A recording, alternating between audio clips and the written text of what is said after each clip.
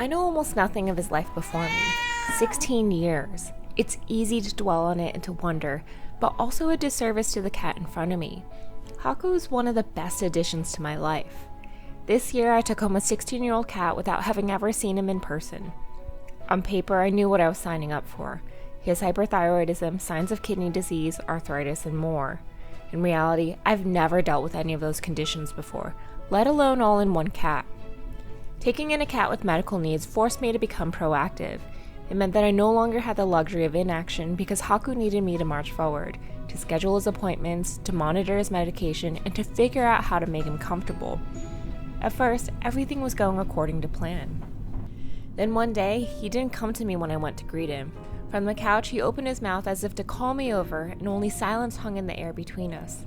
He lost his ability to meow, and soon I realized he lost his ability to walk. Yet, from the floor, he would wait patiently as if he knew everything would be all right. It wasn't at first, but he made it clear that he wasn't done. When I walked into the room, he would stand up as if to say, "I'm over here." Even though he didn't have the strength to stand for more than a moment, he always stood for me. As a doctor who has worked with pediatric patients, my sister suggested bicycling his legs to prevent them from losing any muscle. Haku was a perfect patient, and with time he got stronger. Soon he was walking, then he was running. We'd been keeping him separated from my other cats while he was sick, and one day he jumped over the gate and let us know that he was ready to start the rest of his life.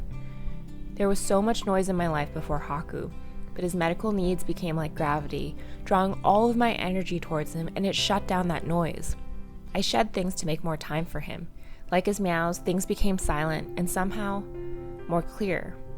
Because even though I let things go, the world didn't fall apart. Instead, I was sleeping better. I was more focused and my priorities changed. What I never expected was how much he would impact the way I live my life.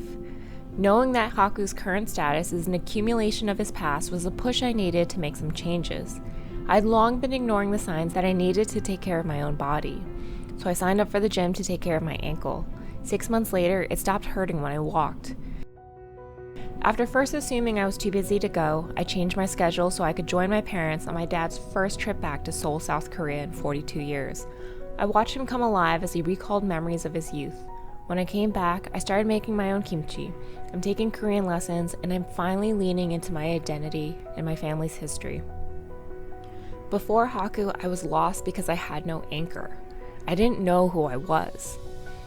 Haku is the heaviest 8-pound anchor. The mystery of his past and the gravity of his health made me realize I was taking the status quo for granted. I was assuming that because I'm technically okay today, I will always be okay. But all Haku wants is to be well enough to be loved, and in helping him do that, it became time to invest in my own future. I should take care of myself today so I can be better later. I took him home believing that this year I needed a miracle in my life. In the months since, we've settled into the most peaceful life. One in which Haku lets me brush his hard-to-reach spots, and we watch movies together like I used to with my parents.